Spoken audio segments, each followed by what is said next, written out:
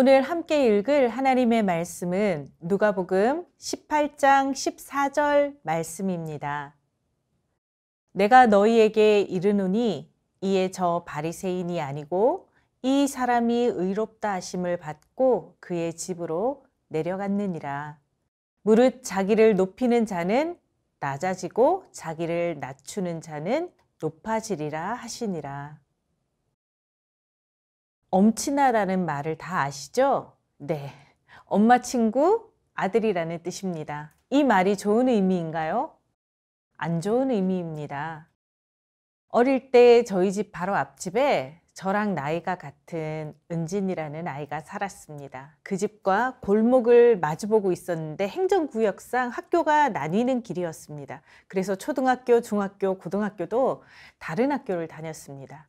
가끔 얼굴을 마주치기는 했지만 말 한 번 제대로 나눠본 적이 없는데 은진이가 공부를 잘해서 우리나라에서 손에 꼽히는 대학을 졸업했고 너무 좋은 사람과 결혼까지 잘해서 아이를 낳았다는 이야기까지 제가 다 알고 있습니다.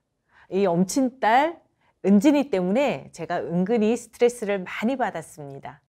이렇게 사람과 사람 사이의 비교는 나쁜 거라고 알고 있었는데 오늘 본문의 예수님은 대놓고 비교라는 도구를 사용해서 말씀을 전하고 있습니다. 왜 예수님은 사람과 사람을 대놓고 비교하는 이런 나쁜 방법으로 말씀을 전하셨을까요? 왜냐하면 오늘 말씀을 듣기 위해 예수님께 나온 청중이 바로 늘 비교하며 살아가던 사람들이었기 때문입니다. 9절 말씀입니다. 또 자기를 의롭다고 믿고 다른 사람을 멸시하는 자들에게 이 비유로 말씀하시되 나는 의롭고 다른 사람은 죄인이다 라는 이분법적인 생각으로 자기와 다른 사람을 항상 비교하면서 사고하는 것이 이미 삶의 프레임으로 굳어져 버린 사람들이 예수님 시대에 있었다는 것입니다. 이런 사람들에게는 그 사람들의 눈높이에 맞추어 비교라는 프레임을 가지고 말씀을 전하신 것입니다. 예수님의 비유 속에 비교 대상인 바리새인과 세리가 등장합니다. 바리새인은 어떤 사람들입니까? 바리새인은 처음에 하나님의 말씀을 제대로 지키기 위해 자신의 삶을 드리는 사람들을 통해서 만들어진 분파였습니다. 어떻게 하면 하나님의 뜻대로 살 수 있을까? 어떻게 하면 말씀을 더 순종할 수 있을까? 이렇게 항상 고민하며 말씀 앞에 몸부림치던 사람들이 바리새인들이었습니다. 그래서 그 당시 바리새인들은 너무나 존경받는 사람들이었고 종교적으로 큰 영향력이 있는 사람들이었습니다. 그렇다면 세리는 어떤 사람들입니까? 로마가 지배하던 그 시대에 로마의 앞잡이가 되어서 민족들에게 세금을 부당하게 징수하여 로마에 바치던 사람들이 바로 세리입니다. 유대인들의 입장에서는 당연히 민족의 배신자였습니다. 그래서 세리는 이방인들보다 사마리아 사람들보다 더 죄인으로 생각하던 시대였습니다. 예수님의 말씀을 듣는 청중들은 자신을 바리새인이라고 생각했을까요? 세리라고 생각했을까요? 당연히 바리새인이라고 생각하면서 바리새인과 동질감을 느꼈을 것입니다. 그런데 예수님의 비유와 말씀의 결론을 듣고는 깜짝 놀랐습니다. 14절 말씀입니다. 내가 너희에게 이르노니 이에 저 바리새인이 아니고 이 사람이 의롭다 하심을 받고 종교적으로 완벽하게 말씀을 지키고 순종하며 살았던 바리새인이 아니라 이방인과 사마리아인보다 더 죄인이라고 생각하던 세리가 의롭다고 결론을 내리시는 예수님의 말씀은 청중이 용납할 수 없는 결론이었습니다. 솔직히 지금은 우리가 바리새인의 기도를 보면 어떻게 이렇게 교만한 기도를 당당하게 할 수 있나 이런 생각이 드는데 이런 기도가 당시에는 아주 흔하고 당연한 기도였습니다. 바빌로니아 탈무드라는 책에 기록된 랍비 문학에 나온 실제 기도문을 읽어드리겠습니다. 주 나의 하나님 감사합니다. 저를 이 학교에 앉아있는 자들 사이에 있게 하시고 길 모퉁이에 앉아있는 자들과 함께 있지 않게 해주셔서 감사합니다. 저도 일찍 일어나고 저들도 일찍 일어납니다. 저는 율법의 말씀을 위해 일찍 일어나고 저들은 허망한 것들을 위해 일찍 일어납니다. 저도 일하고 저들도 일합니다. 저는 일하고 보상을 받고 저들은 일하고 아무 보상도 받지 못합니다. 저도 달리고 저들도 달립니다. 저는 장차 올 세상의 삶을 향해 달리고 저들은 멸망의 구렁텅이를 향해 달립니다. 이 기도가 예수님 시대에 존경받던 랍비들의 실제 생활에서 드려지던 기도입니다. 나와 다른 사람을 비교하며 기도하는 패턴이 예수님의 비유에 나오는 바리새인의 기도와 아주 비슷합니다. 누가복음 18장 11절 12절을 읽겠습니다. 바리새인은 서서 따로 기도하여 이르되 하나님이여 나는 다른 사람들 곧 토색 불의 간음을 하는 자들과 같지 아니하고 이 세리와도 같지 아니함을 감사하나이다. 나는 1회에 2번씩 금식하고 또 소득의 11조를 드리나이다 하고, 이 당시 종교 지도자들의 기도는 항상 사람과 사람을 비교하는 기도였습니다. 말씀을 잘 지키기 위해 하나님의 말씀대로 살기 위해 발버둥 치던 그들의 초심이 흐트러지게 된 것은 바로 비교하는 기도였습니다. 하나님 앞에서 기도하는 기준이 바로 하나님이 아니라 다른 사람이었기 때문입니다. 말씀을 잘 지키지 못하는 저들은 죄인이고 말씀을 저 사람들보다 더 잘 지키는 나는 의인입니다. 이렇게 결론까지 내리며 스스로 자신을 의인이라고 평가를 내리는 내용이 기도에 담겨 있습니다. 한글 번역에는 잘 드러나지 않지만 원어로 보면 나는 이렇게 5번이나 나를 강조하면서 내가 얼마나 하나님의 말씀을 잘 지키고 사는지 증명하고 있는 기도라는 것을 알 수 있습니다. 그래서 바리새인들은 당당히 서서 기도합니다. 서 있다는 것은 하늘과 더 가깝다는 뜻이 담겨 있습니다. 당연히 하나님께 더 가까워질 자격이 있다는 것입니다. 저는 하나님 앞에서 당당하게 서서 기도하는 바리새인의 모습에서 바벨탑을 보았습니다.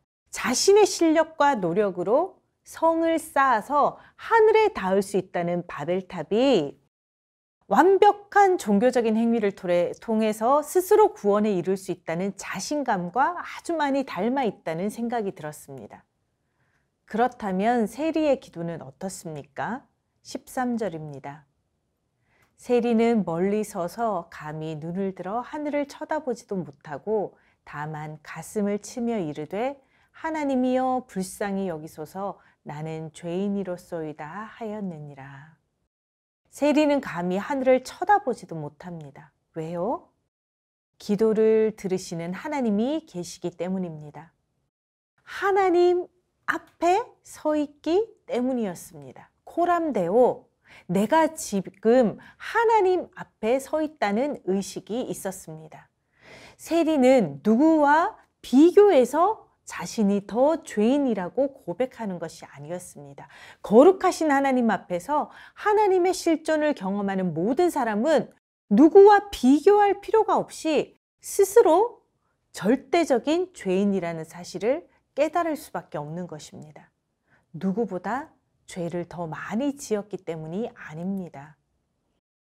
이사야도 하나님의 실존 앞에서 주여 나를 떠나소서 나는 죄인입니다 라는 고백을 했고, 베드로도 만선의 배를 경험하고 하나님의 실존이신 예수님 앞에 무릎을 꿇고 주여 나를 떠나소서 나는 죄인입니다 라는 고백을 할 수밖에 없었습니다. 늘 코람데오 하나님의 실존 앞에 살았던 사도 바울도 나는 죄인 중에 괴수라고 날마다 하나님께 고백하며 살았습니다. 하나님의 실존 앞에 살아가던 세리 또한 사람이 감당할 수 없는 죄의 무게를 하나님 앞에 고백하며 나를 불쌍하게 여기소서 나는 죄인이로소이다 이렇게 가슴을 치며 기도할 수밖에 없었습니다. 이것이 하나님이 찾으시는 낮은 마음입니다. 이것이 바로 겸손입니다. 그냥 다른 사람들 앞에서 저 사람과 비교하여 나를 낮추는 것이 겸손이 아니라 날마다 하나님 앞에서 나의 존재가 죄인임을 발견하며 살아가는 것이 진정한 겸손인 것입니다. 사람들과 비교할 필요가 없습니다. 하나님을 날마다 의식하며 살아가면 내가 낮아질 수밖에 없는 것입니다. 하나님의 크심과 높음을 의식하면 나의 낮음과 작음을 고백할 수밖에 없는 것입니다.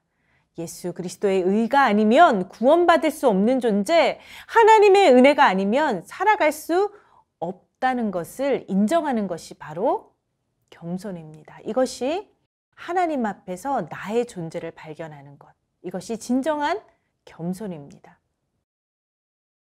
바리새인은 하나님 앞에서 죄인이라는 의식이 전혀 찾아볼 수가 없습니다. 그들은 사람들 앞에서 살아갔습니다. 저 사람보다는 이것이 의롭고 저 사람보다는 저것이 의롭고 비교를 통해서 끊임없이 자기 만족과 우월감을 쌓아가는 종교 생활을 하며 살았던 것입니다. 이것이 교만입니다. 자신이 쌓은 의의 행위로 하나님의 구원을 이룰 수 있고 자신의 거룩한 삶을 통해 하나님의 거룩을 살아낼 수 있다는 영적인 자신감이 바로 교만입니다. 제가 신학대학원을 다닐 때 기숙사에 들어가려면 새벽 기도회를 참석하는 것은 의무였습니다. 밤늦게까지 도서관에서 공부하고 새벽 기도회를 참석하기 위해서 일찍 일어나는 것은 쉽지 않았습니다. 제 이야기는 아니고 다른 분의 이야기인데 이분이 새벽 기도에 가서 열심히 기도하고 기숙사에 돌아오면 같은 기숙사 방을 쓰는 동료는 계속 잠을 자고 있었다는 겁니다. 그런 동료를 보면서 책상에 앉아서 성경을 펴고 또 큐티를 하고 있느라면 묘한 자부심과 자기 만족이 올라오는 것을 느꼈다고 합니다. 침대 위에 있는 동료는 영적으로도 잠을 자고 있는 것 같고 자기는 영적으로 깨어 있는 것 같은 그런 우월감이 마음속에 가득 찼었다고 고백했습니다. 이렇게 겸손과 교만은 너무나 가까이 붙어 있습니다. 여러분은 어떠십니까? 이번 한 주간 특별 새벽 기도회에 참석하면서 은혜를 많이 받고 계시리라 믿습니다.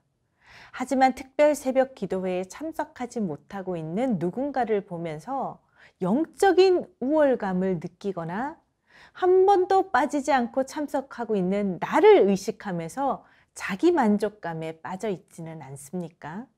아니면 다른 사람을 나의 신앙의 기준으로 비교하면서 판단하고 있지는 않습니까? 새벽에는 세리였다가 낮에는 바리새인이 될 수도 있습니다.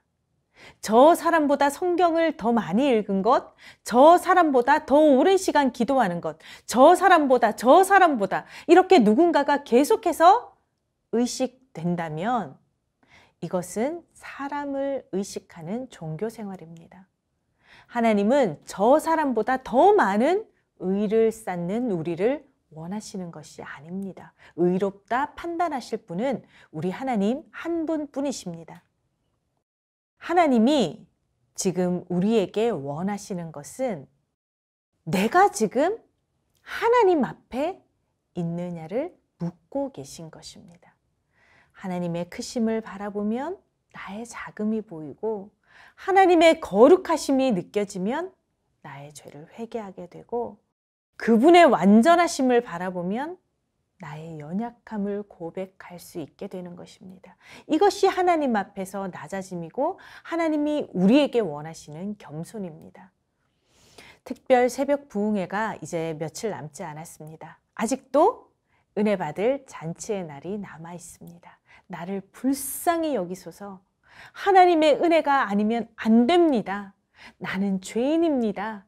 이렇게 세리와 같이 하나님만 의존하는 겸손한 마음으로 기도하며 은혜 받는 우리 영아부 가족들 되시기를 축복합니다. 우리 함께 자녀를 위한 축복 기도문을 읽으며 기도하겠습니다. 사랑하는 하나님 아버지, 우리 가정이 코람되어 하나님 앞에서 살아가게 하옵소서.